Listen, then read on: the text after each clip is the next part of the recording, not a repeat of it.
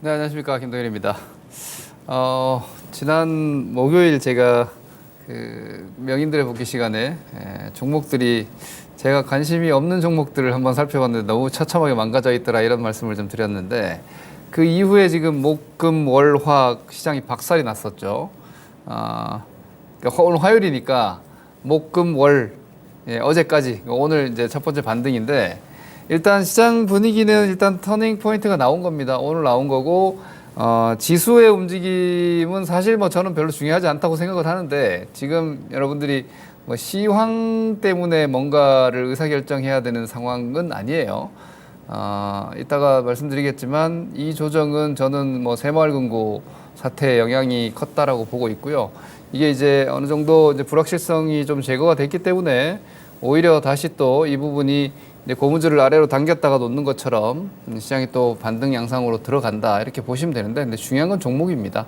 이번에도 오히려 포트폴리오를 재편을 잘했으면 오히려 수익률을 좀 극대화할 수 있는 조정이었다고까지 저는 보고 있는데 뭐 기존에 움직였던 주도주군들의 크랙이 전혀 없는 상황이기 때문에 사실상 시장은 그냥 하던 대로 하면 된다라고 보시고 뭐 팔아놔야 되는 거 아니냐 하는 걱정 마시고 그냥 종목별로 대처하시는 게 맞다.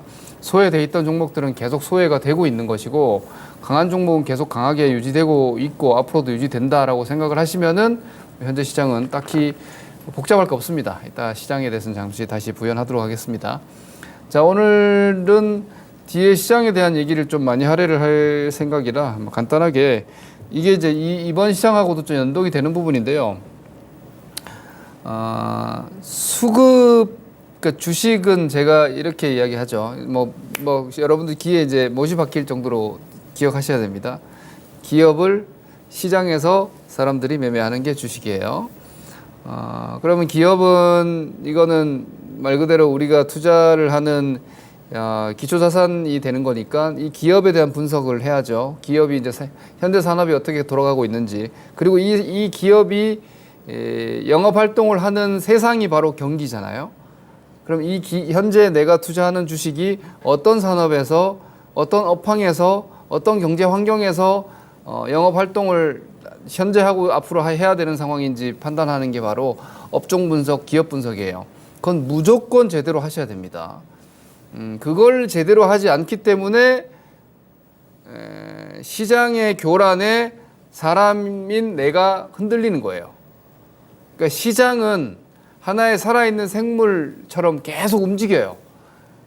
주식시장이 돈놀이판이기 때문에 이 기업들을 대상으로 거래를 하는 게 주식시장이다 보니까 뭐 일시적으로 왜곡되기도 하고 뭐 과대 해석되기도 하고 혹은 저평가되기도 합니다. 그게 바로 마켓인데 근데 거기서 여러분들이 기업에 대한 산업에 대한 경기에 대한 기준이 제대로 서 있지 않으면 그 시장 안에서의 움직임 때문에 이 사람들 중에 하나인 나는 내 자산은 내가 세상의 중심이 되는 거잖아요. 내가 흔들려 버리는 거예요. 그래서 우리가 주식을 이해하고 판단하고 분석하고 매매하고 투자해서 수익을 거두기 위해서는 기업에 대한 분석 그리고 시장을 읽을 줄 알아야 돼요. 당연히 이건 어렵죠. 그러니까 여러분들이 저 같은 전문가 방송을 챙겨보시는 거 아니겠어요? 제가 시장을 잘 읽어드리니까. 시장을 읽고 그러면 이제 기업 보고 시장 봤으니까 이제 내가 어떻게 해야 될지 결정하면 되는 거 아니에요. 근데 이 시장에서 시장 안에서의 움직임, 기업은 사실은 뭐 고정값이라고 말씀드렸으니까 어차피 그 기업은 그냥 하던 일 계속 하는 거예요. 산업이 안 좋은 산업은 계속 안 좋은 거고 좋은 산업은 계속 좋은 거예요. 그 업종의 변곡점이 나올 때까지는. 그러니까 제가 업종이 안 바뀌잖아요. 2차전지 주도주다. 제가 2차전지 주도주라고 한 번이라도 바꾼 적 있습니까, 여러분? 오히려 2월달 조정도 사야 된다. 이건 사야 되는 조정이세요. 주도주 30% 조정 나오는데 무슨 걱정하냐. 사면 된다. 라고 했을 정도로 계속 주도주 2차전지. 그리고 전력망, 송배전, 그리고 건설 중장비, 그리고 방산, 그리고 엔터, 그리고 미용 의료기기를 필두로 하는 헬스케어. 뭐 이런 정도예요. 거기에 최근에 이제 화장품 ODM이나 OEM 같은 것들 우리나라 브랜드로는 안 되는데 글로벌 뭐 리오프닝으로 인한 수요가 강해서 뭐 OEM, ODM 기업들 괜찮더라. 그리고 조선사들 수출 흑전이 됐기 때문에 수출 증가율이 양전됐기 때문에 조선 기자재 괜찮다. 그리고 글로벌 건설 플랜트 들어오니까 피팅 뭐 기자재 이런 거 괜찮다. 좋은 건 딱 정해져 있어요. 그것만 하면 돼요. 지금은 다른 거 볼 필요가 없어요. 왜냐? 금리를 미국이 5.5까지 올린다고 하는데 뭐 경기가 좋겠습니까? 인플레이션 계속해서 지금 꺾으려고 하고 있고 여전히 인플레 파이팅을 하고 있는 상황인데 경기가 좋을 수 있습니까? 경기 민감주 좋을 수 없죠. 그죠? 금리에 민감한 플랫폼 기업들, 바이오 기업들 강하기 힘듭니다. 절대 금리 레벨이 5.5%인데 그런 주식이 어떻게 움직여요, 지금? 경기 민감주 계속 금리 올리고 있는데 경기 민감주가 어떻게 움직입니까? 그러니까 이 산업과 업종 기업에 대한 고정값은 변함없어요. 근데 주식시장은 수급이죠. 돈이 들어왔다 나갔다 들어왔다 나갔다 하니까. 그래서 이 수급 때문에 주식이 막 오르내림이 강하게 나오는 거예요. 그래서 우리가 매매하는 사람들은 이런 얘기를 해요. 수급은 모든 것에 우선한다. 이건 반은 맞고 반은 틀린 말인데 단기적 관점에서는 옳은 말이에요. 네, 단기적 관점에서는. 왜냐? 단기적 관점이란 오늘 시장에서는 이게 뭐 수급이 전부지 뭐야. 뭐 오늘 시장에서 지금의 경기 여건이나 시장 판을 바꿀 만한 강력한 뭐 외생 변수 같은 게 생기지 않는 한은 수급이 제일 중요하죠. 누가 얼마나 사느냐, 누가 얼마나 파느냐, 맨날 외국인이 얼마 사느냐, 파느냐, 내 주식은 매수 효과가 강하냐, 매도 효과가 강하냐에 따라서 오르내림이 결정되는 거잖아요. 그러니까 수급은 모든 것에 우선한다는 건 단기적으로는 진리예요. 단기 매매 시에는 이 수급 말 그대로 매수 매도의 힘이에요. 수급이 어려운 말이 아니에요. 뭐 외국인이 얼마 샀니, 기관이 얼마 샀니, 누가 얼마 여러분 개인들이 사서 올라가는 장도 봤잖아요. 에코프로 BM, 에코프로 그 폭등을 했던 올해 2분기 구간에서 수급 주체 누구였어요? 개인이었어요. 개인. 그게 일반 개인은 아니지만 어쨌거나 수급 창구상 수급은 개인이었어요. 그러니까 누가 샀느냐가 중요한 게 아니라 매수 사자의 힘이 얼마나 강하고 팔자의 힘이 얼마나 강하냐가 그게 수급이에요. 제가 말씀드리는 수급이 모든 것에 우선한다는 건 외국인이 샀으니까 올라가고 기관이 샀으니까 올라간다는 얘기를 하는 게 아니고 매수가 강하면 올라간다. 매도가 강하면 내려간다. 매수가 약해지면 주식은 못 간다.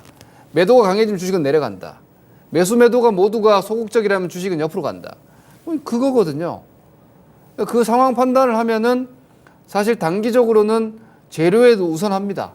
호재가 나왔는데 매수가 약하고 매도가 강하잖아요. 그럼 팔아야 돼요. 호재가 나왔는데 주식을 팔아야 돼.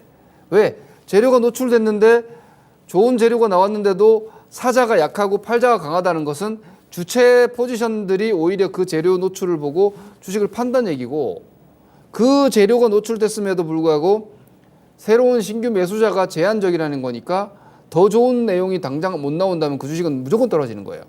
그래서 수급이 재료에 우선한 거죠. 그렇죠? 단기적으로는. 탄력도 마찬가지예요. 아무런 내용이 없어도 포스코 케미칼 엊그저께 폭등했죠. 포스코 퓨챔. 내용 하나도 없어요. 호재 아무것도 없어요. 근데 우리 개인 투자자들은 맨날 그래요. 이거 오늘 왜 올라가지? 떨어지면 맨날 찾으려고 그래요. 왜 떨어지지? 그냥 팔자가 강하니까 떨어지는 거고요. 사자가 강하니까 올라가는 거예요. 이렇게 그냥 심플하게 수급으로 시세를 볼 수 있어야 되고 그걸로 물론 제가 지금 말씀드린 이 수급 분석을 한다는 것 자체는 단기 전략입니다. 기업의 가치를 보고 미래를 보고 긴 시간을 투자하는 방식에서 수급은 중요하지 않아요. 그때 수급은 신경 안 쓰셔도 됩니다. 왜냐? 수급이 제일 쉽게 바뀝니다. 기업의 어떤 미래 비전 혹은 장기적인 성장 뷰가 갑자기 바뀝니까? 그거 갑자기 바뀌는 게 아니에요. 그런 내용은 쉽게 바뀌지 않아요. 그러니 회사가 지금 성장하고 있는 궤적은 쉽게 바뀌지 않는 거예요. 그런데 수급은 어때요? 어제까지 막 사주던 매수 주체들이 오늘 갑자기 돌변해가지고 매도를 막 하게 되면 그건 수급 바뀌는 거예요. 그러면 잘 올라가던 주식이 떨어지겠죠. 그래서 수급은 가장 쉽게 바뀔 수 있는 휘발성이 강한 모멘텀이기 때문에 이건 주의하셔야 되지만 그런데 단기적으로 봤을 때는 우리 주식 투자 특히나 장기 투자가 아니라 뭔가 단기적인 트레이딩을 여러분들이 하시는 분들은 수급을 이해하지 못하면 거래를 하기 힘들어요. 그러니까 뭐랄까, 내가 사고 바로 떨어져도 상관없고 내가 팔고 당장 추가 급등해도 상관이 없다면 수급 같은 거 생각 안 하셔도 되지만, 뭐 우리가 그러기 힘들지 않습니까? 주식도 한두 푼 하시는 게 아니니까. 뭐 한순간에 오판으로 몇백 몇천만 원이 뭐 하루 이틀 만에도 왔다 갔다 하니까, 그렇기 때문에 이 수급을 이해를 하지 않고는 힘들어요. 오늘 수급에 대한 얘기를, 오늘 시장에 대해서 잠깐 제가 요 최근에 특징적 수급을 잠깐 말씀드릴게요. 제가 뭐 이게 화요일 날 방송하고 지난 목요일 날 명인 복귀 시간에도 장이 좀 종목들이 좀 험악하다, 차별 심하니까 괜히 이상한 데 가지 말고 계속 주도주에 머무르셔라, 주도주는 아무 문제 없다, 이렇게 얘기했는데 그 사흘 동안 진짜 처참하게 박살났더라고요. 근데 수급상으로 보면은 제가 오늘 정도 돌아오겠다 했어요. 애초에 이런 부분들 한번 보여드리겠습니다. 제가 수급을 잠깐 말씀드렸는데 또 너무 수급 강조하면 막 단타 조장으로 보일까봐, 단타 중요합니다. 단기 매매에서 수익률 극대화할 수 있으니까. 근데 여러분들 시청자분들 중에서 대부분은 단타가 하기 어려울 거예요. 주식 투자 매매 방식은 짧을수록 어려워요. 고난이도이고 경험과 감각과 노하우가 쌓여 있어야 돼요. 지식도 쌓여 있어야 되고, 그래야지 이제 단기 대응을 할 수 있는 건데 근데 제가 아까 수급은 쉽게 바뀌는 거라 그랬죠. 수급이 제일 쉽게 바뀐다. 하지만 단기적으로는 수급이 모든 것에 우선한다. 근데 결국은 그렇게 막 휘발성 강한 수급이 들쭉날쭉 하다가도 주식이, 예를 들어서 우리가 차트도, 저는 기본적으로 차트를 항상 여러분들께 보여드릴 때 큰 차트로 보여드리죠. 긴 차트로, 장기 차트로. 왜냐하면 궤적이 나오니까, 주가가 지금 어떻게 움직이고 있는지 방향이나 궤적이 나오니까. 그런데 그걸 확대 쫙 해서 한 일주일치 차트를 보면은 어제 5% 올랐다가 오늘 3% 내렸다가 막 아주 난리를 치고 있는 거죠. 주식시장은 항상. 그러니까 그런 변동성을 결국을 다 대처하지 못한다면 그 변동성을 제거하고 주식의 기본 방향은 과연 어디로 가느냐, 그건 실적으로 회귀하는 거예요. 그 실적이라는 건 성장을 얘기하는 겁니다. 현재 해당 기업이, 해당 산업이 지금보다 앞으로 돈을 더 벌 것이 분명하고, 이 돈을 더 버는 성장 기조가 언제 꺾일지 아직까지 추정되지 않는다면 그 주식은 절대로 꺾이지 않습니다. 그래서 제가 2차전지 쉽게 절대 안 꺾인다고 여러분들께 자신 있게 말씀드리는 게 바로 이 이유예요. 제가 이 시간에도 여러분들께 계속 얘기하는 게 뭡니까? 2차전지 성장 끝났다, 비싸다 하는 사람들 멍청이다. 뭐 공부 많이 한 화학 전문가 무슨 필요하냐, 2차전지 애널리스트가.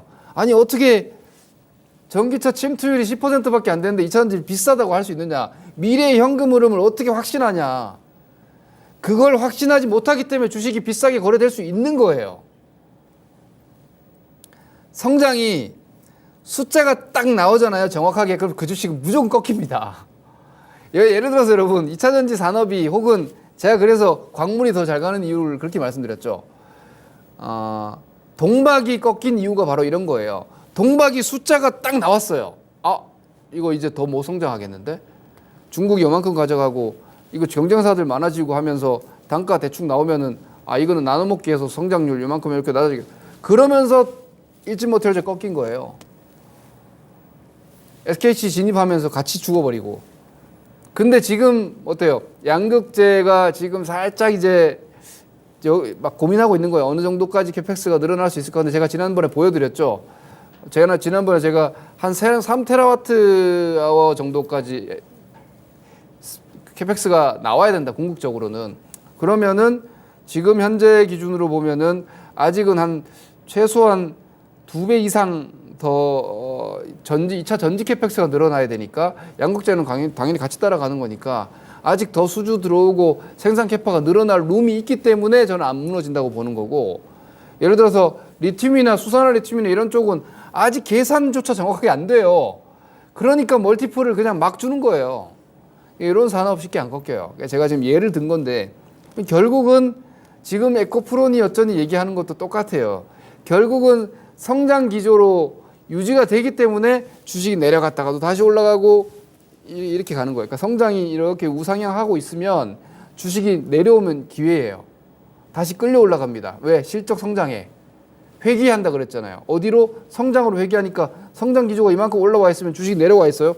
그럼 자석처럼 끌려 올라오는 거예요. 근데 지금 그래서 여러분들이 주식을 함부로 가격 보고 사면 안 되는 겁니다. 뭐 수많은 섹터 산업들이 지금 성장 전망이 하회하고 있죠. 경기가 안 좋으니까 경기 민감 섹터는 계속 이익 전망이 안 좋아요. 그럼 주식이 많이 내려왔어도 이익 전망이 더 내려가면 또 내려가는 거예요. 또 이익 전망이 더 내려가면 또 내려가는 거고. 언제 좋아질지 아직 모르겠는데 미국 금리 계속 올릴 것 같은데 미국 금리 계속 올릴 것 같으니까 경기가 언제 좋아질지 아직 모르는 거예요. 그러니까 경기주 계속 못 올라. 그래서 제가 계속 경기주 아직 멀었다, 경기주 아직 멀었다 하는 거예요. 반도체는 진짜 엔비디아 덕에 지금 복받아서 올라온 거지. 사실은 엔비디아와 AI 모멘텀 없었으면은 삼성전자 하이닉스도 박박 끼고 있었을 거예요. 보나 마나. 더 떨어지진 않았겠지만 공급 바닥 나왔으니까. 이런 거거든요. 그래서 기본적으로 우리가 단기적으로는 수급을 봐야 되고 큰 흐름에서는 해당 기업과 해당 산업의 실적 전망을 보는 거예요. 성장 전망을. 그 성장 전망이 중요한 건 더 좋아질 수 있느냐, 계속 좋아질 수 있느냐. 계속이라는 게 좀 뭐 무한대를 얘기하는 건 아니에요. 최소한 내년까지 좋아지고 내후년에 안 좋을 것 같은데 그럼 주식 못 가요. 네. 최소한 한 2년 이상은 여유롭게 성장한다 싶은 주식은 안 무너집니다, 여러분. 그러니까 지금의 차별 주식들이 절대 쉽게 바뀌지 않는다는 거예요. 그래서 제가 계속 말씀드리죠. 지금 강한 2차 전지를 필두로 해서 쭉 제가 리스트업 해드리는 이 성장주들이 언제 꺾일 수 있느냐. 경기가 돌아가고 비율 자체가 완전히 바뀔 때 그러면 굳이 비싼 성장주를 할 필요가 없잖아요. PER 80배, 90배 받고 있는 성장주를 그동안은 시장이 선호했지만 왜 성장이 희소했기 때문에. 근데 경기가 좋아질 것 같아. 이제 경기 부양하고 이제 금리 인하기에 들어가고 그러면 이제 유동성 완화되고 결국은 6개월 뒤, 1년 뒤부터 경기 좋아질 것 같은데 그러면 경기주가 바닥 턴어라운드 나오거든요. 근데 경기주는 PBR이 0.3배야.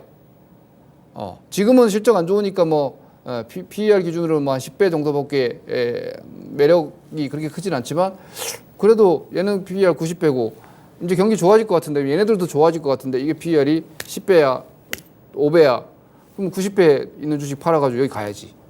그죠? 그러면은 이제 바뀌는 거예요. 한 몇 달 동안. 하여튼 그렇습니다. 그래서 이런 기조를 여러분들이 이해를 하지 못하면 지금 장세에서 계속 소외되는 거예요. 지금 사실은 제가 좀 얄미운 말씀이지만 뭐 저는 하나도 걱정되거나 힘들지 않아요. 지난주도 좋았고 뭐 엊그제도 좋았고 아무 문제 없어요. 포트폴리오가 70% 2차 전지 핵심 종목들인데. 그죠? 그리고 지금 전력망, 송배전, 건설기계, 방산 뭐 이런 쪽으로 포트 구성하고 계신 분들 지금 힘들 이유 있습니까? 2차 전지, 반도체 제가 계속 말씀드려서 단기 과열이라고. 반도체 쫓아가지 마시라고. AI는 좋지만 장기 성장 모멘텀이기 때문에 이번 과열이 실적을 기반한 게 아니기 때문에 내려올 거다. 내려오면 사시면 된다. 그 얘기 지난주에도 말씀드렸잖아요. 반도체 조정 나왔잖아요. 예상된 조정인데 뭐 당황하실 거 뭐 있습니까? 이런 거예요. 근데 이제 그거는 이제 그 기조고, 지난주와 어제까지 이제 보여줬던 시장의 괴팍함의 이유는요, 새마을금고예요. 좀 시장으로 돌아와서 이거 이제 수급적으로 제가 풀어드릴게요. 제 생각을. 자, 새마을금고가 제가 뭐 이거를 전문적으로 분석하는 사람은 아니지만 저는 그냥 주식시장 관점에 저는 주식 전문가예요. 모든 의사결정의 기준엔 주식이 있어요. 이게 주식시장에 어떤 영향을 받을까?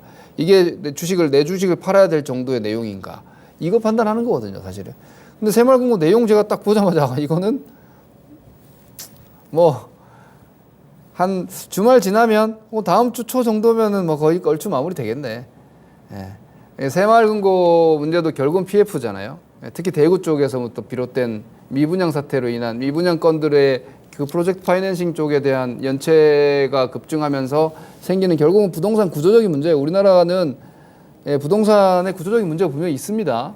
이거는 뭐 아시다시피 한국만 있는 투기적인 주택 거래 때문입니다. 우리나라는 전세 제도라는 게 있어서 돈 없이 돈을 벌 수 있는 집에 살면서 내 집에서 살면서 돈을 버는 이런 부동산으로 인한 자산 증식이 거의 뭐 시스템화되어 있는 나라다 보니까 좀 과잉 포지션이죠, 부동산이.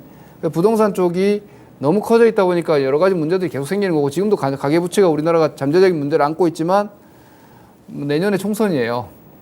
내년 총선입니다, 여러분. 바이든도 내년에 대선이에요. 그래서 지금은 심각한 문제를 수습하지 않고 갈 수 있는 때가 아니에요, 올해는. 그래서 이것도 뭐 미국에서 올해 작년 연말에 미국 지방은행 사태 때 예금자 보호하고 채권도 그냥 액면가 보증한다고 채권이 투자 자산인데 그 투자 자산을 원금 보장하는 게 어디 있어요? 근데 미국에서 그런 거의 사회주의적 조치를 했잖아요. 반자본주의적 조치를 하는 걸 뻔히 봤는데 우리나라라고 지금 내년에 총선이 있는데 이런 거를 뭐 터트리고 가는 말이 안 되죠. 뭐 대책 나올 거고 은행들 조치 나올 거고 당연히 나올 거야. 이거는 너무 무사한 일적인 생각인지 모르겠지만 저는 현실적이라고 보거든요. 그래서 생활금고 문제 뭐 별거 있나? 이거 뭐 한 며칠 동안 홍역 치르면 끝나겠지. 그리고 당장 뱅크런도 현실이니까 은행에 돈 맡겨놨는데 이 돈 못 찾을 수 있겠다는 생각이 드는 순간 사람들 돈 찾으러 가는 거 당연한 거 아닙니까?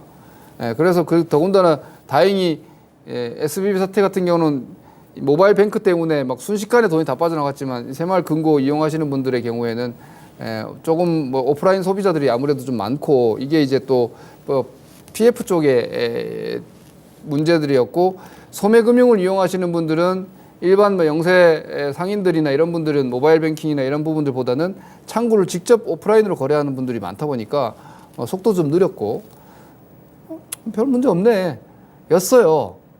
이건 그냥 제 생각이고 전 처음부터 이거 뭐 별 문제 될 거 없겠는데 였는데 수급을 보시겠습니다. 수급을 보시면은 이것 때문이에요. 그러니까 보시면 여기가 이제 우측이 여기 지금 노란색 제가 표시해 놓은 여기 지금 두 가지 그림이거든요. 중간 제가 구분선이 잘 안 보이실 텐데 우측이 선물이에요. 우측이 선물 포지션인데 외국인들이 지난주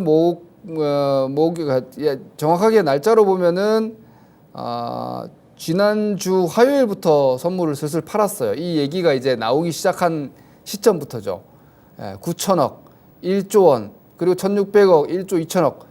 이거 역대급 매도입니다, 여러분. 외국인이 선물을 제가 이거를 여러분들이 계약수로 하면 잘 와닿지 않아서 제가 금액으로 보여드리는 거예요. 보통 선물을 볼 때는 몇 계약 이렇게 얘기를 많이 하는데 그건 선물 보는 사람들끼리 하는 거고 우린 주식 보는 사람이니까 제가 금액으로 보여드립니다. 1조 이렇게 연타로 선물을 3조 원이나 매도를 치는 경우는 아주 강력한 매도입니다. 이거는 뭐 이례적인 정도의 강력한 매도입니다. 그러니까 이거는 추정해 볼 수 있는 거죠. 이거 외국인들은 불확실성에 대한 단기적인 회피 기동을 했다 분명히. 그러니까 한국의 PF 문제나 부동산 문제는 항상 외국인들도 인지하고 있는 잠재적인 부실 요인이기 때문에 그런 부분들이 문제가 생겼을 때 외국인들은 기계적인 대응을 합니다. 제가 지난주에 기관과 외국인들이 개인과 다른 점을 말씀드렸죠. 외국인들은 그네들의 돈이 아니에요. 여러분들 돈 1억 가지고 투자하면 그 1억이 다 내 돈이잖아. 내 마음대로 해도 되잖아. 버티고 싶으면 내가 버티는 거고. 걱정스러우면 그냥 다 파는 거예요. 그냥 마음대로 하는 거 아니에요. 그런데 기관들은, 그러니까 외국인도 외국인 기관이라고 제가 특정해서 말씀드리면 기관은 외국인 기관을 포함해서 시스템으로 움직입니다. 시스템적으로. 그러니까 이게 프로토콜이 있기 때문에 어떠한 문제가 생겼을 때 불확실성은 위험이거든요. 그러니까 이 리스크라는 걸 우리가 여러분들이 한 가지 이해하셔야 되는 게 어떤 위험을 계산할 때 이렇게 보면 되겠다. 벼락이 떨어질 확률이 복권 당첨된다고 보면 되겠네. 복권이 당첨될 확률이 뭐 100만 분의 1인가요? 뭐 10억 분의 1인가요? 복권 1등 로또 1등 당첨될 확률이 그거는 여러분들 생각할 때 리스크가 커요, 적어요? 그 리스크 없어요. 그건 리스크가 없는 거예요. 왜? 당첨 확률이 10억 분의 1, 100억 분의 1이면 당첨 안 된다라는 셀 포지션을 초저배당으로 받을 수 있거든요. 그 금융상품을 만들 수 있거든요. 그렇게. 이거는 불확실성이 아니에요. 당첨 안 될 거야, 그거는. 그건 위험이 아닌 거예요. 그러니까 돈 날려. 쟤는 복권 사면 5천 원 날려. 이번 주에 로또 5천 원 사지? 5천 원 날린다. 리스크 5천 원. 그건 리스크 아니에요. 그냥 5천 원 날리는 거예요. 그건 리스크라고 표현하는 게 아니고, 저는 5천 원 날릴 거야. 불확실성이 없는 거예요, 그거는. 근데 뭐가 어떻게 될지, 이걸로 인해서 어디까지 파생이 돼서 문제가 될지, 혹은 어떤 식으로 수습될지를 모르는 게 리스크예요.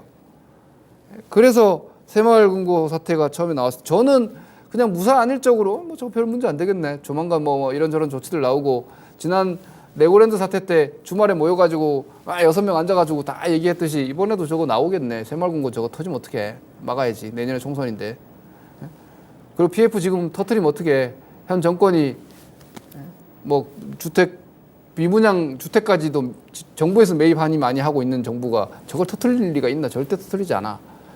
근데 외국인 입장에서는 어쨌거나 이게 문제가 되면 은행 금융권 시스템이니까 일단 매도 대응을 저는 했다고 보는 거예요. 그래서 선물이 시장 끌어내렸죠. 그리고 왼쪽에 보시면은 금융투자가 딱 보시면은 비슷한 시점부터 이때 이제 본격적으로 뉴스가 막 나오기 시작한 게 수요일부터 아닙니까? 그 얘기가 나오면서부터 수요일 날 막 얘기 돌면서부터 금융투자가 펀드예요. 금융투자 증권사예요. 펀드. 여기서 5,700억, 5,500억, 3,500억, 1,700억. 금융투자 증권사잖아요. 그러니까 이게 사실 은행들은 주식형에 그렇게 많이 투자하진 않아요. 근데 새마을금고 같은 경우에는 좀 더 규제가 약하다 보니까 금융위 규제를 받지 않고 뭐 행안부 독립 규제 정도의 수준이고 다 조합 단위로 운영되다 보니까 좀 더 고수익 추구하는 자산들이 저는 있었던 걸로 알고 있어요. 그래서 이런 주식형 펀드 쪽에서도 환매 요청이 저는 분명히 있었다고 보거든요. 왜냐? 뱅크로는 돈 내줘야 되니까.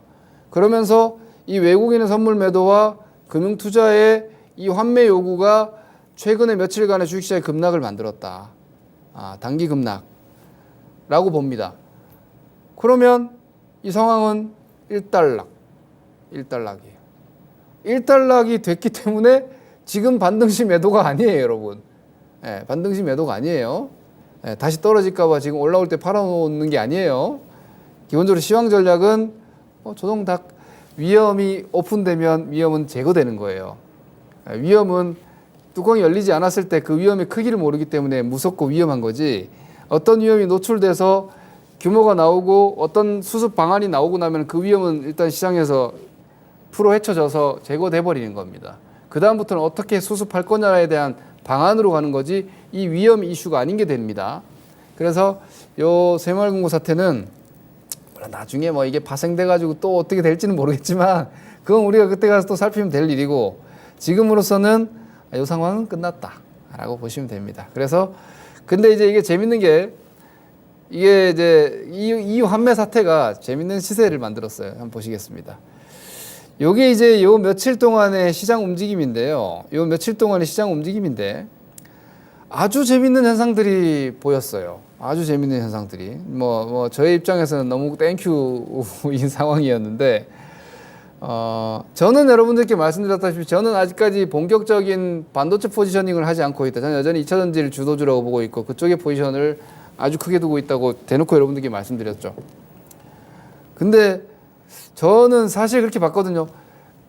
삼성전자가 움직이면서부터, 삼성전자가 본격적인 움직임이 좀 나오면서부터 2차 전지하고의 타이밍들이 엇박이 나오는 경우들이 아주 많았어요. 그래서 제가 그냥 혼자 생각으로는 이거 다 내피셜이에요. 이거 근거 없고 그냥 제 생각이에요. 제가 그냥 느끼는 어떤 감각적 부분을 말씀드리는 거예요. 방송에 저런 얘기를 할 수 있냐? 제가 전제를 달잖아요. 이건 뇌피셜이다. 그냥 제 추론일 뿐이에요.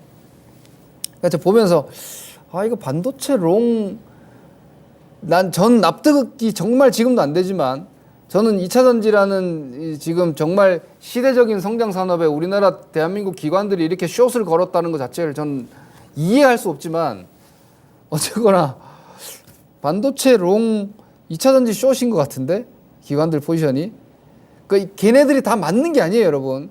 기관들이 2차 전지 숏 걸었다고 해서 주식이 무조건 떨어지는 게 아닙니다. 이번에 같이 에코프로나 에코프로 BM처럼 숏이 박살이 나는 경우도 있어요. 근데 뭐 제가 말씀드렸죠. 애널리스트들이 그 산업의 전문가일지는 모르지만 주식 전문가가 아닌 사람이 많아요. 뭐 올라왔다고 자꾸 비싸대. 뭐 자꾸 올라왔다고 비싸대. 성장주 주도주가 여러분 비싸다고 얘기하는 건 바보가 멍청이에요. 주도주가 비싸고 싸고 어디 있어요? 주도주는 미래 2년 3년 뒤를 보고 거기에다가 베팅을 하는 건데 2년 뒤에 3년 뒤에 얼마나 더 터질지 누가 알아요? 그죠? 그럼 이 주도주는 비싸다는 얘기를 하는 게 아니에요.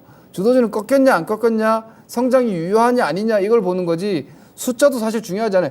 숫자를 굳이 보는 방식이 그로스 PEG를 보고 연평균 성장률과 멀티플을 계산하는 방법이 있기는 한데 피터 린치가 주로 권장했던 방법이고 그 성장 PEG로 보는 방법이 있긴 하지만 그것도 중요하지 않아요. 그냥 예를 들어 2차 전지는 제가 여러분들께 말씀드리잖아요. 주변에 전기차가 내가 아직 안 샀고 나 아직 살 생각이 있고 최소한 내가 하이브리드라도 살 생각이 있으면 배터리가 수요가 계속 되는 거예요.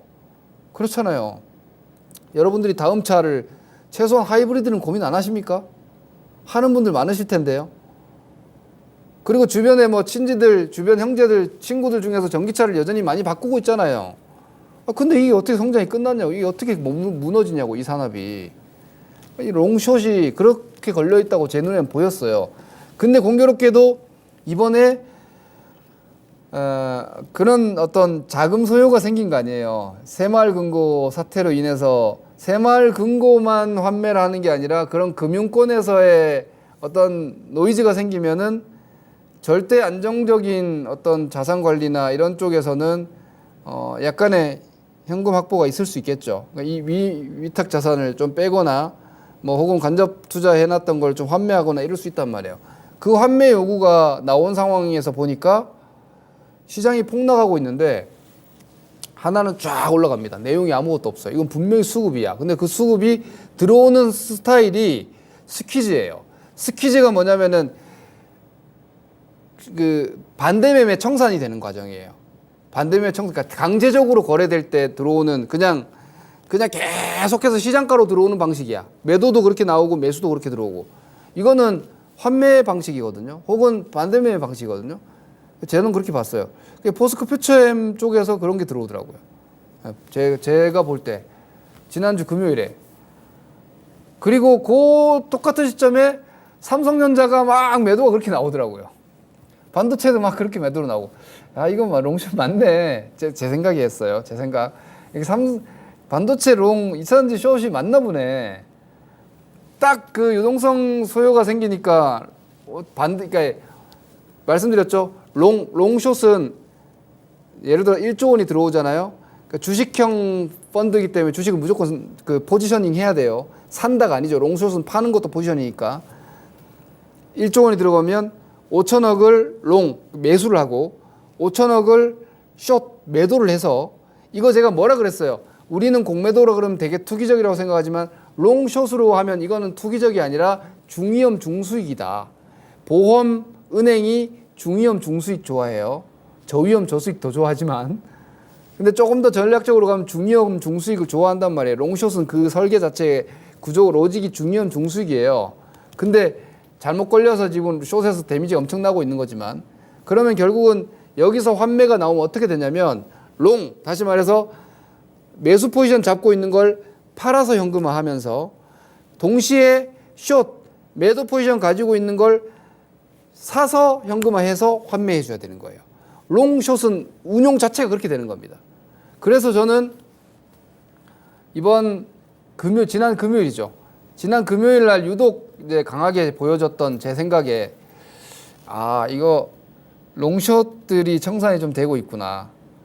롱숏들이 좀 청산이 되고 이게 새마을금고 사태 때문에 환매가 됐지. 그 내용은 내가 정확하게 잘 모르겠지만 이거는 분명히 액션이 어딘가에서 롱숏 환매다 이거. 그러지 않는 한 이렇게 대형주들이 시장이 떨어질 때 다 같이 떨어져야 되는데 저는 주식을 30년 정도 봤기 때문에 이런 시장 익숙하거든요. 그래서 리스크 위험 불확실 요인이 새마을금고 같은 사태가 딱 생기면 일단 쫙 팔거든요. 그리고 다시 강한 종목 위주로 쫙 들어오거든요. 근데 그게 아니라 나 이거 처음 보는 현상인데 그래서 롱숏이 이만큼 커져 있구나. 이거는 청산이 숏 스퀴즈로 나오는 양상들이 롱숏에서 나오고 있구나라고 저는 봤어요. 그게 어느 쪽 종목들이냐?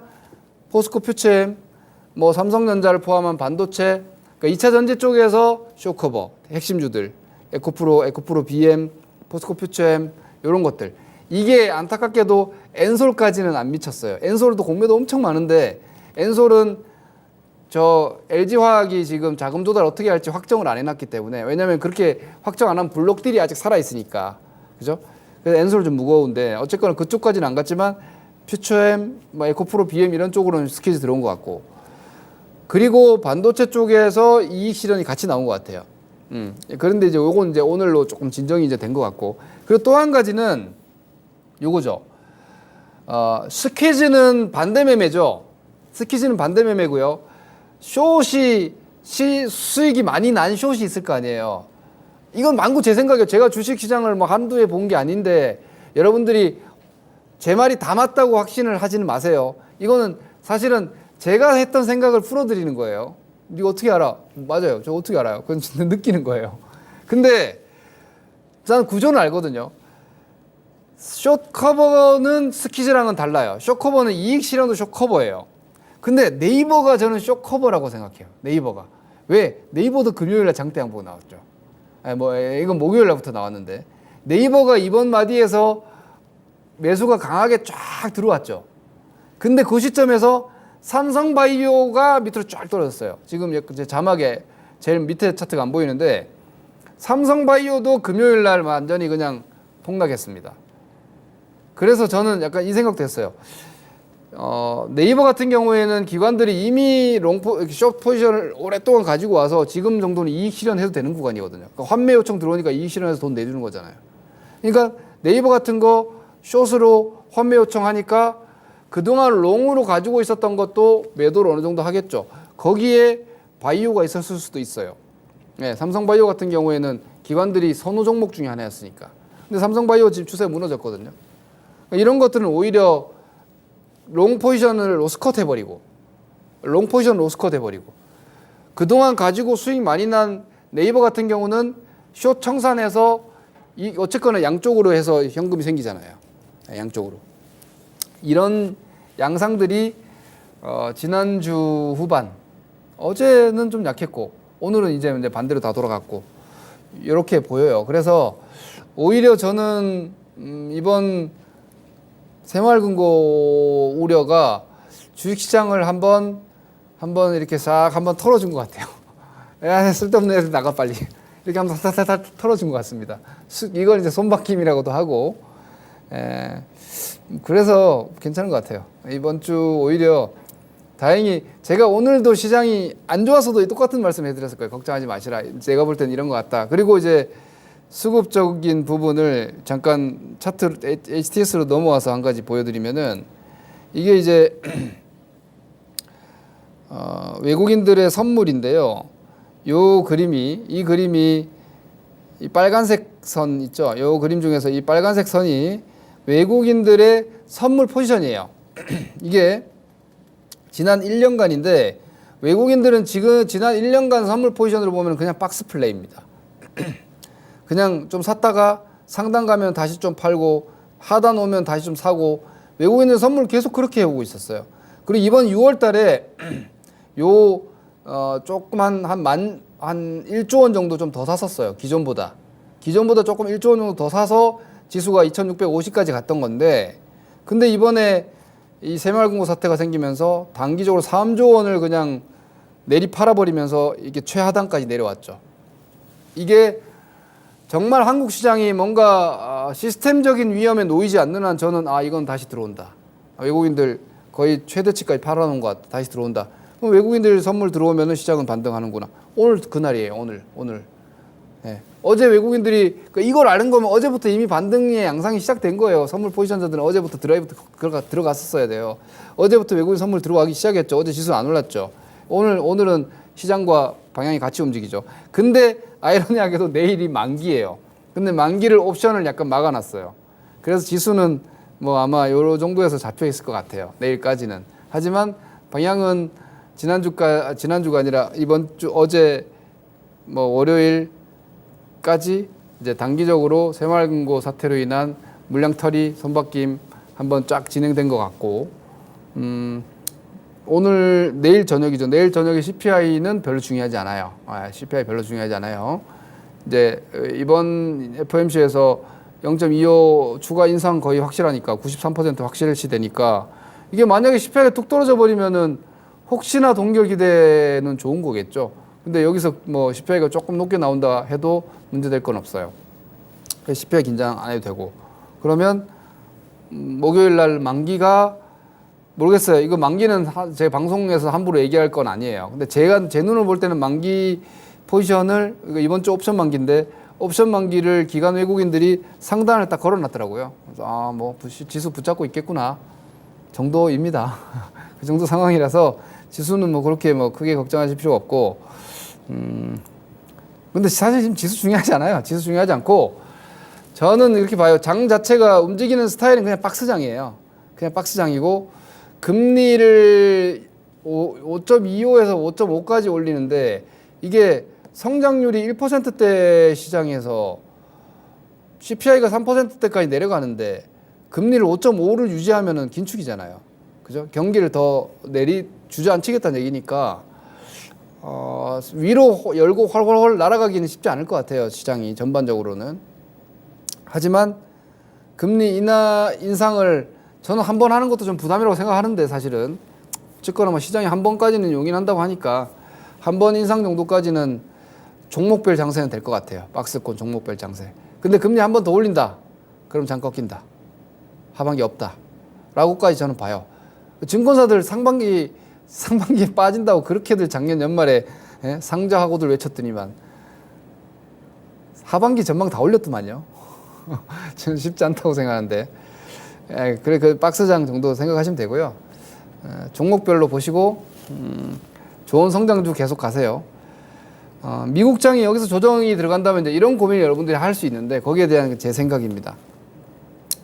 미국 증시가 지금 조정받으면 이게 과연 충격적인 어떤 그 붕괴가 될 만한 내용이냐?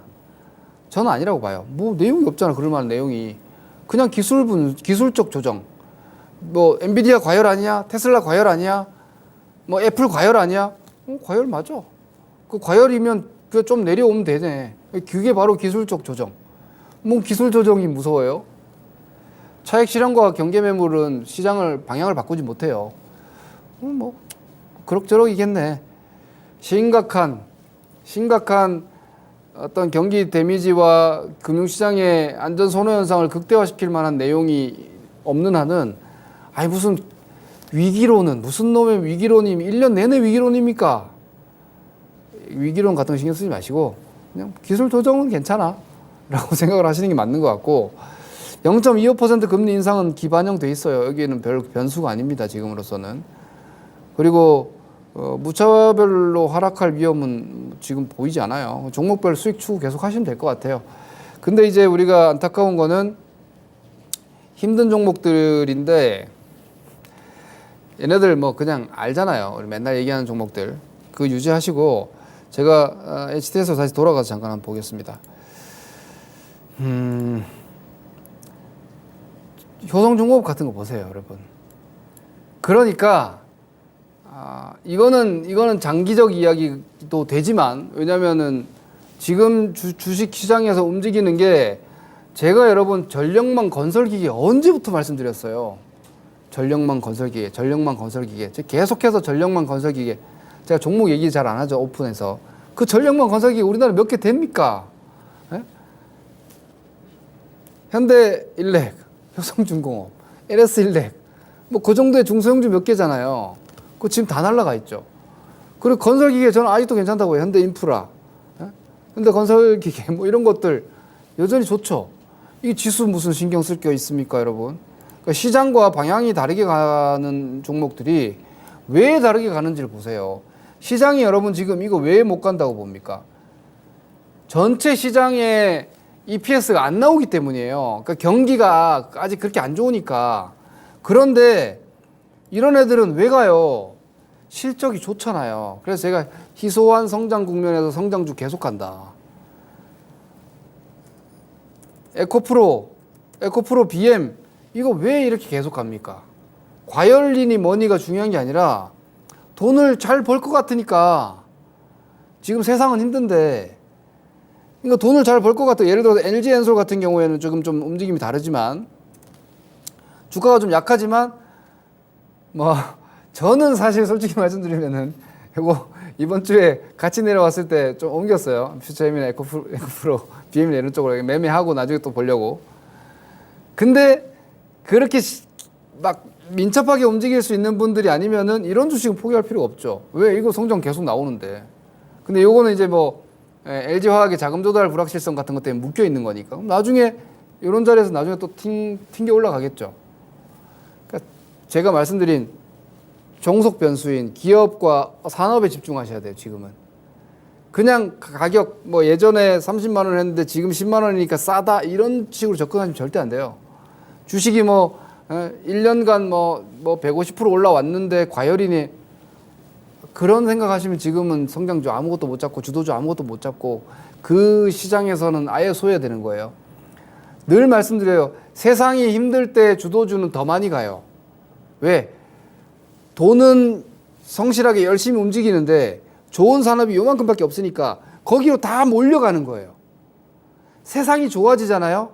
그러면 압력이 줄어들어요. 왜냐하면 좋아지는 산업이 되게 많아지기 때문에 그 많은 산업에 돈들이 골고루 뿌려지니까.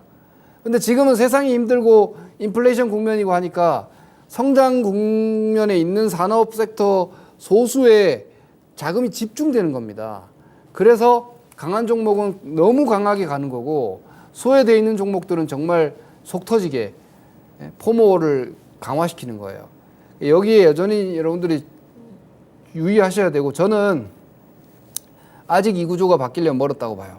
앞서도 말씀드렸다시피 저는 금리 본격적인 인하 전망이 서서히 나오면은 현재 주도주들을 조금 빼야 된다고 생각해요. 그리고 가치주나 경기주 쪽에 순환매를 준비해야 된다고 보는데 전 지금 아직 순환매 의견 아니에요. 여전히 차별화로 가셔야 되고 강한 종목 성장주에 집중하셔야 되고 시황은 이런 국면에 있는 종목군들을 하실 경우에는 시황 아무 상관없어요. 지금 그냥 박스 정도니 하고 하시면 됩니다. 그리고 뭐 그렇다고 뭐 계속 가져가시는 게 아니라 뭐 종목들이 단기간에 장대 양봉 3개, 4개 올라가서 과열이면 좀 팔았다가 좀 기다려서 조정 뭐 한 21선 나오면 또 사시고 이렇게 가시면 되는 건데 어쨌거나 그 플레이 자체를 여기서 하세요. 여기서 계속 여전히 이 안에서 다른 쪽으로 갈 필요성을 못 느끼겠습니다. 저는 2차 전지를 팔아서 갈 만한 주식이 뭔지 모르겠어요. 2차 전지를 팔아서 갈 주식이 제 눈에는 안 보여요. 반도체 나중에 해도 될 것 같은데 저는 아직도 그렇게 보기 때문에. 그리고 전력망 건설기계 팔아서 어디 가지? 전력망 팔아서 건설기계 가나? 뭐 그놈이 그놈인데 그거 팔아서 방산 가나? 뭐 비슷비슷한데 여기서만 움직이면 된다는 거죠. 예를 들어서 갑자기 막 무슨 바람이 불어가지고 2차전지 다 팔아가지고 막 플랫폼 네이버 사고 이렇게 하지 마시라는 거예요. 그거는 지금 하시면 안 돼요. 아직 그럴 때는 멀었다. 그러니까 이 얘기가 좀 죄송하게도 지금 소외되어 있는 수많은 종목들이 갑자기 강력한 방향성 전환이 되기는 아직 좀 멀었다라고 저는 봅니다. 그래서 그 기다리기로 계획을 이미 세우고 버텨야겠다 하시는 분들은 뭐 남아있는 차별주 시세 좀 포기하셔야 됩니다. 그게 아니라면은 20-30%라도 움직여 봐야 되는데 그건 자신 없으면 하지 마시고 차라리 올해 시장을 포기하고 내년을 바라보시는 게 맞다. 2차 전지가 주도주인데 그런 거 지금까지도 못했고 앞으로도 할 용기도 없고 할 실력도 못 된다. 그러면 지금 들고 있는 경기주, 뭐 플랫폼주, 소외주 하지만 가치는 괜찮은 것들은 내년까지 가야 합니다. 잔인한 얘기지만 이게 사실이고 그게 지금의 시장의 틀입니다. 이 틀은 금리 전망이 바뀌어야 됩니다. 금리가 인하 전망이 돼야 되는데 금리 인하 전망은 경기가 지금보다 더 악화가 돼야 돼요. 그 기간 동안은 경기주나 이런 것들은 좀 힘들겠죠. 그리고 나서 그때부터는 이제 성장주가 이제 매력이 떨어지는 거죠. 싼 경기주가 손익 나오니까 이렇게 판단하시면 될 것 같습니다. 참고하시고요. 뭐 오늘 장, 내일 장 편하게 보셔도 될 것 같습니다. 이상입니다. 김도현입니다.